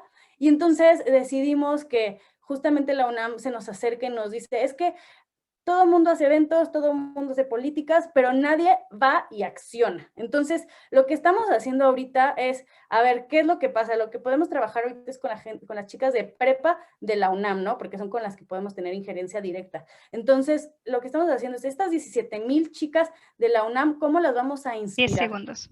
Primero a través de un evento muy grande y después eventualmente le estamos haciendo un programa de mentorías y un programa de educación para que directamente estas 17,000 chicas se empiecen a inspirar por las carreras STEM, ¿no? Entonces lo que queremos y el impacto directo es cambiar estos números, y si de verdad estos números se pueden cambiar en la universidad más importante del país, creo que ya vamos a estar tener un paso adelante. Entonces, los invito para que juntos hagamos más cosas accionables. Excelente. Y concuerdo contigo, o sea, muchas veces nos preguntan por qué es importante tener mujeres en STEM, pues la realidad es porque si solo 50% del mundo está desarrollando las soluciones del futuro, esas soluciones solo serán para ese 50%. Estamos un poco sobre el tiempo, entonces me gustaría insistir en tener intervenciones cortas. Siguen Victoria, Patricio y Silvia. Y Leticia, no sé si ha logrado volver a conectarse, parece que no. Entonces, esas serían nuestras 3 últimas intervenciones. Y bueno, hablando de los retos que nos esperan, dejo la palabra a Victoria. Gracias, Claudia. Lo que puedo ver que tenemos en común todos los presentes es que nos preocupa definitivamente el desarrollo de capacidades. Y el desarrollo de capacidades me hace preguntarme dos cosas. El primero es, ¿para quién es este llamado? Y el segundo es, en realidad, ¿qué significa? ¿De qué estamos hablando cuando estamos hablando de alfabetismo digital? ¿No? ¿Significa que todos vamos a aprender a escribir código? ¿O significa que todos vamos a saber, o todos vamos a estudiar una carrera de ingeniería? Entonces, la primera pregunta que quiero apuntar es, me parece que este llamado es definitivamente para ingenieros, matemáticos, lógicos, que se dedican a desarrollar estas tecnologías, pero creo que es crucial que si todos estamos de acuerdo en que estas tecnologías están permeando todos los ambientes y todos los espacios laborales, también hay una participación activa de otro tipo de disciplinas en estos temas. Por ejemplo, Pamela, yo creo que está de acuerdo en que tenemos que involucrar abogados para ver cómo es que se van a reflejar los derechos digitales de los trabajadores, ¿no? Tenemos que involucrar pedagogos para ver cuáles son los efectos que va a tener la educación en línea. Me parece que definitivamente la tecnología en la construcción es quizá un tema de ingeniería, pero en la implementación es un tema donde todos tenemos injerencia. Y no lo digo solamente porque yo haya estudiado filosofía, sino que realmente es una necesidad interdisciplinaria. Y a lo que yo creo que nos referimos cuando todos hablamos de alfabetismo digital, tenemos que entender que tiene tres frentes lo que significa el alfabetismo digital. El primero es cómo funciona la tecnología, el segundo es cuáles son sus límites y el tercero es cuáles son sus alcances. Y me voy a detener en cada uno para que veamos qué significa. Y cuando una persona, un alumno, puede entender cómo funciona la tecnología, esto va desde saber que la computadora que yo estoy usando utiliza internet y el internet se comunica a través de cables gigantes que van por abajo del mar y que lo que yo uso también tiene consecuencias ambientales y también tiene consecuencias en que yo dejo registros sobre mi persona y tengo una huella digital y que esos datos son accesibles a empresas. Entonces la alfabetización digital no solo es enseñar a los alumnos que nos podemos sentar a usar Word, Office, Excel, programar, que por supuesto que es súper importante, pero también cuando les damos a entender cómo funcionan estas tecnologías y cuáles son sus propósitos, pueden tener un uso mucho más responsable, sobre todo dentro de las escuelas o dentro de los trabajos. Entender también cuál es, el número dos, que es entender cuáles son los límites de esta tecnología, nos hace ver cómo no tenemos que tenerle miedo, ¿no? Creo que es también muy importante que las tecnologías podemos tener como esta imagen de algunas películas de ciencia ficción, ¿no? De los robots asesinos o de cómo son estas máquinas gigantes y complejas. Entonces, entender cómo funcionan las tecnologías, sobre todo el ejemplo de la IA que hemos estado utilizando aquí, nos ayuda a ver qué sí se puede lograr, en qué estamos trabajando, y cómo no hay que tenerle miedo a la automatización y cómo más bien se van a integrar estas herramientas a los espacios de estudio y a los espacios de trabajo para mejorar nuestra calidad de vida. Y por último, también, ¿cuáles son sus alcances en cuanto a las oportunidades, pero también en cuanto a los riesgos? ¿No? Por ejemplo, si ya estamos hablando de una ultradigitalización, donde estamos pegados a una computadora 16 horas al día, ¿no? Porque es donde estudias, pero también es donde trabajas, y también es donde te diviertes, y donde haces tus compras. Por supuesto que esto tiene una huella digital, ¿no? Y hablando específicamente ya de las zonas escolares y de la niñez, y de la educación que se está dando en línea, ¿qué pasa cuando los datos del récord de calificaciones, el récord de conducta, de salud, de salud física y de salud mental, están en plataformas digitales y no hay protección? ¿Qué pasa? Los niños que están usando el día de hoy estas herramientas están dejando una huella digital desde sus 4 o 5 años de edad, que se va a poder trazar y recolectar durante los siguientes 20, 50, 60 años de su vida, ¿no? Entonces, empresas que pueden tener sistemas de IA deberían tener acceso a esos datos. ¿Qué tan sensibles son esos datos frente al nicho de marketing, ¿no? Entonces, hay que pensar desde los riesgos también puede haber. Definitivamente nos estamos mudando a unas plataformas digitales. Definitivamente tenemos que tener muchas herramientas para poder trabajar con esta tecnología, pero también hay que entender cuáles son los posibles riesgos y consecuencias que no deseadas o que no estaban en nuestro horizonte de posibilidades que podría tener este uso. Entonces, me parece que la participación multidisciplinaria hace que nos preguntemos acerca de estos temas y que podamos proponer soluciones a los flancos que cada quien ve desde su área de estudios, ¿no? Podría ser desde la tecnología, desde la ciencia, desde el derecho, y trabajando en conjunto vamos a tener una verdadera alfabetización digital. Muchas gracias, Victoria. Efectivamente, con la pandemia estamos dejando una huella digital todavía más importante que antes. ¿Cómo podemos abordar ese reto desde la perspectiva de los adultos, pero particularmente desde la perspectiva de los niños? Es súper importante que realmente es un poco extraño tener una huella digital desde tus 3 años. Bueno, siguen Pato Bicharra, que cofundó una neouniversidad, un nuevo tipo de universidad donde enseñan las capacidades requeridas en el futuro. Bueno, en vez de yo platicarles de eso, me va a encantar que Patricio pueda platicarles de Collective Academy. Gracias, Claudia. Y creo que sí, un poco antes de contarles de Collective, me encanta este panel porque claramente este futuro de la educación del trabajo es un problema gigante y sobre todo nadie lo puede craquear solo, ¿no? Y entonces estamos aquí, gobierno, universidades tradicionales, multilaterales, institutos de competencia, etcétera. Y es un problema que todos tenemos que craquear en conjunto. Y más que un poco Collective nace de esa necesidad hace 5 años que dijimos, pasaban 3 cosas en Latinoamérica, ¿no? Primero teníamos a las multinacionales de la región, como un BIM, un BVA, tratando de reinventarse. Y volteaban a su talento actual de líderes y de gerentes y decían, oye, pues aquí no me van a dar para que la organización llevarla hacia el futuro y la digitalización, ¿no? Luego teníamos compañías de tecnología como Facebook, Twitter, Google entrando a la región y tampoco encontraban ese talento gerencial y directivo, ¿no? Y lo que decidimos fue construir la Universidad del Futuro de América Latina con algunas premisas básicas y claves que son las que quisiera compartir, porque yo creo que son los aprendizajes que se pueden llevar a la acción, como decía Ana Karen, ¿no? El primero es que en nuestro caso el empleador está al centro, ¿no? La organización está al centro y es nuestro cliente y los jóvenes son nuestro producto. Esto puede sonar una visión muy mercantilista de los humanos, pero al final del día nosotros creemos que si los jóvenes la sacan del parque y consiguen mejores trabajos y mejor pagados y crean ese impacto en las organizaciones, nosotros vamos a tener un impacto en Latinoamérica. Y eso es algo creo que muy diferente a las universidades tradicionales donde les importa ellos sacar colegiatura y que realmente el joven o la joven se gradúe o no se gradúe les da un poco igual. Después, algo bien importante es que nuestro modelo pedagógico se basa en tener la pregunta correcta, no la respuesta correcta.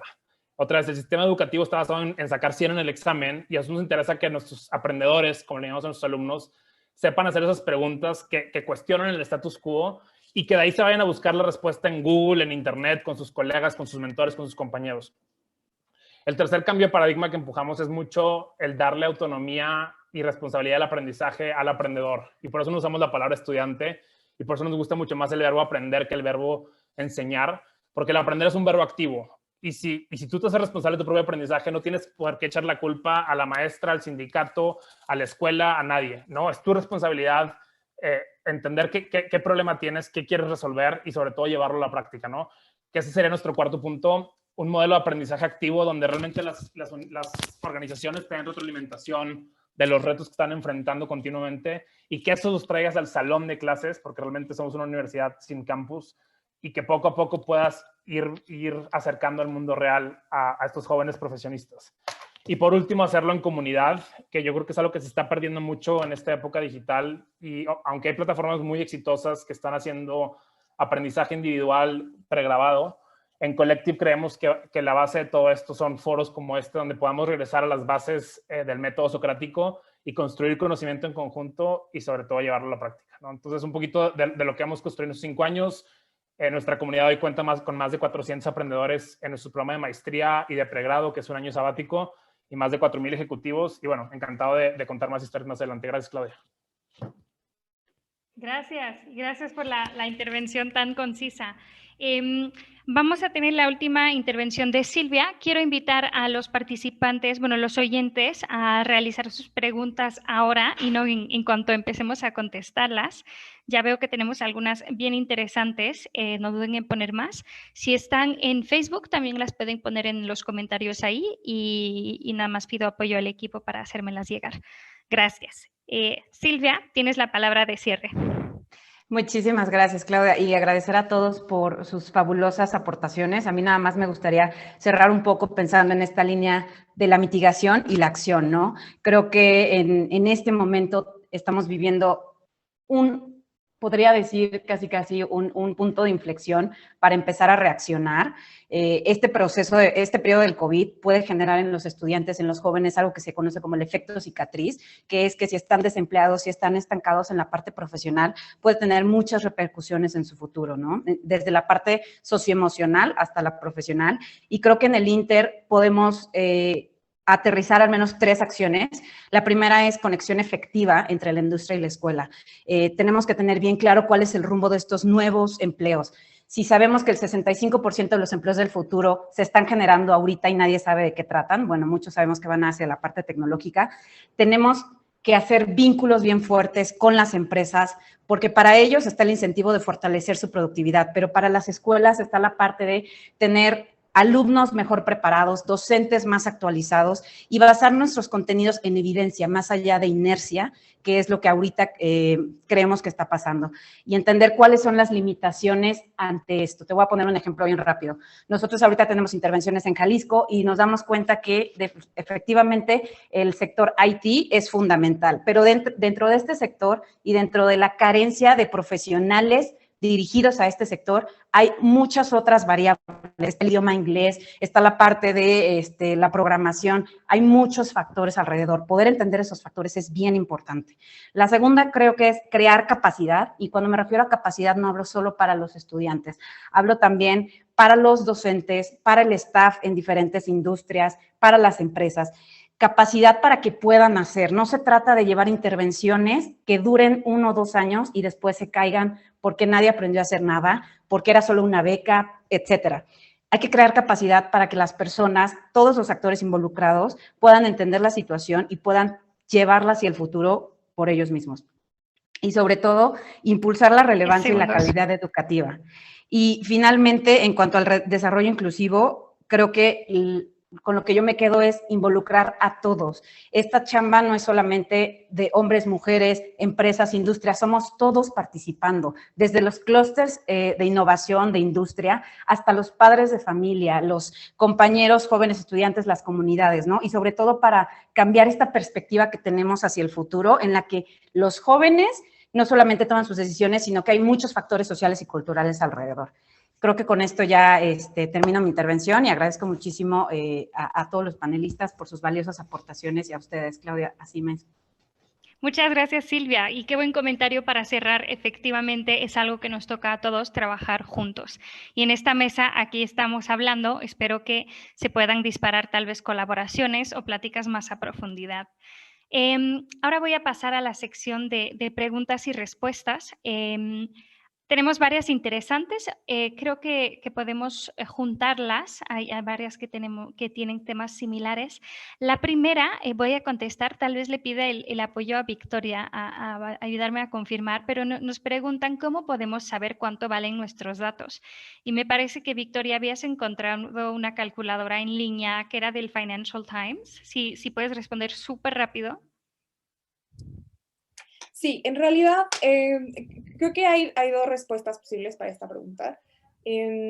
La primera es, creo que hay una respuesta subjetiva, definitivamente, donde uno va a poner en la balanza la importancia que le da a su privacidad y la importancia que le da a lo que puede ser para esta persona que sea objeto de marketing de nicho o que sea objeto, por ejemplo, porque nosotros contamos con una huella digital, por supuesto, de nuestra actividad de Internet, pero también contamos con datos biométricos, ¿no?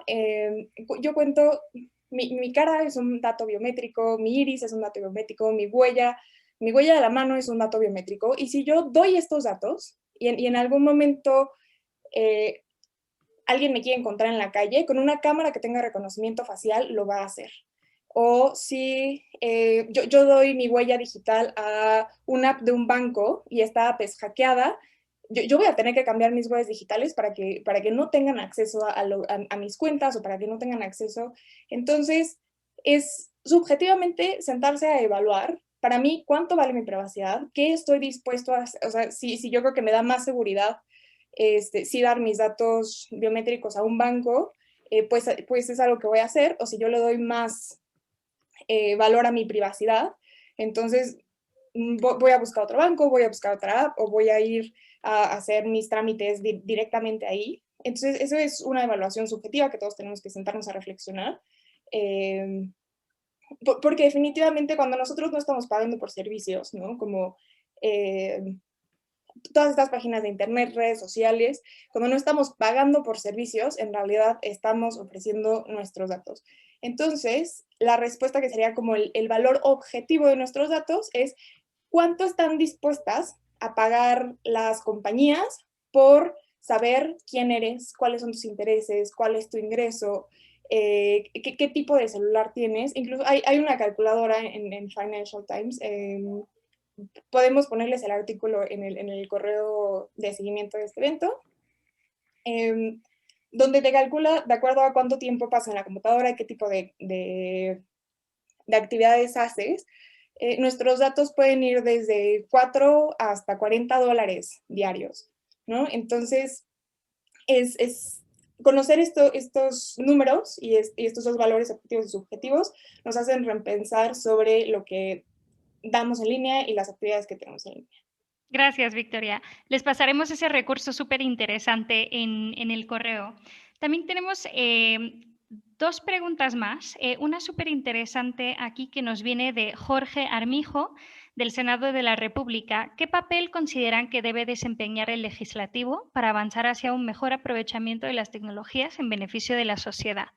Y aquí, como todavía nos queda otra pregunta, por favor, 1 minuto.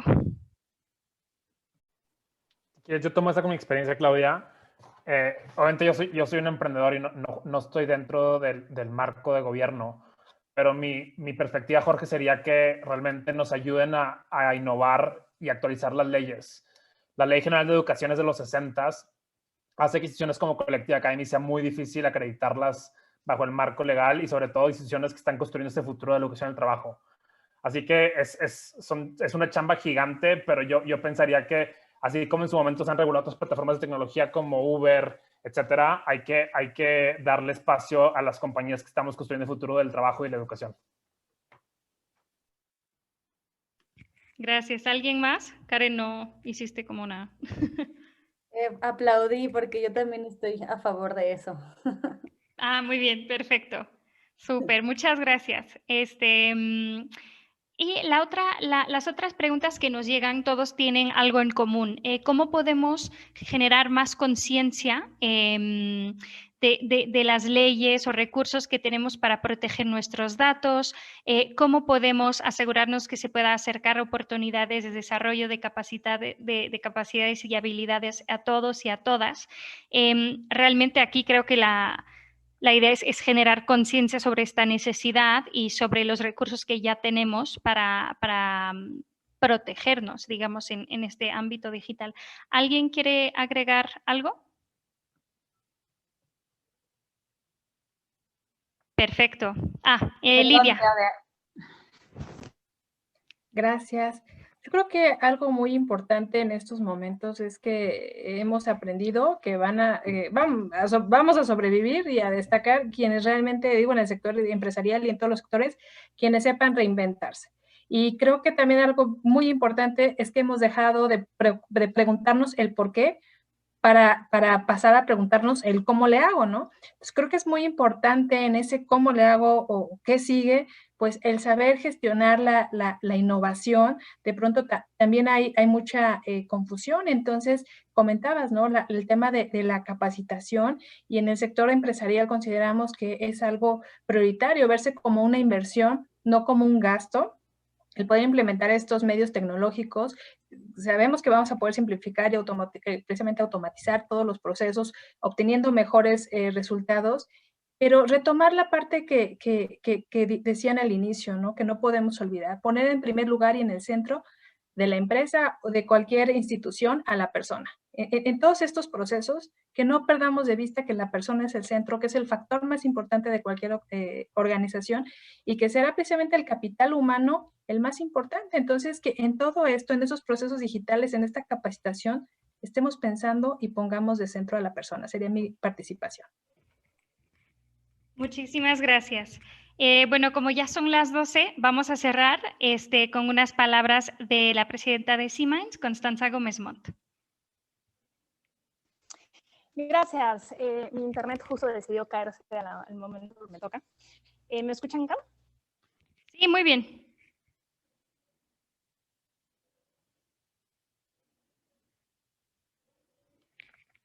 Constanza, creo que te escuchamos, pero ya no nos escuchas.